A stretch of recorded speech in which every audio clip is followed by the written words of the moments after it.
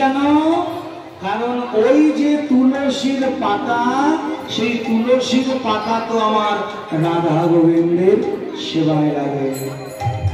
তাহলে 20 লক্ষ গেল গাছপালাতে, আর 9 লক্ষ গেল জলের ভেতরে। মায়েদের প্রসাদ খাওয়া হয়েছিল, এবার একটু কীর্তনে মন দেন। 20 লক্ষ গেল গাছপালাতে, 9 লক্ষ গেল জলের ভেতরে।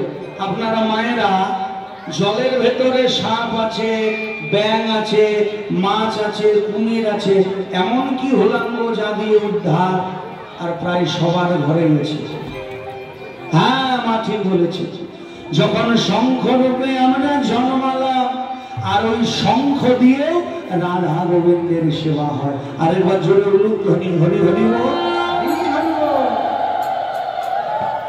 বাহ, এই যে আপনারা উলুধ্বনি দিলেন, একটা সেবা হলো, আর সেই শঙ্খ দিয়ে রাধা গোবিন্দের সেবা হয়। তাহলে 20 লক্ষ গেল গাছপালাতে, আর 9 লক্ষ গেল জলের ভেতরে। কত হয়েছে গো? 20 আর 9 29। আর 11 লক্ষ গেল কৃমি পোকা মাকড়ে। এবার আমরা পোকা হলাম।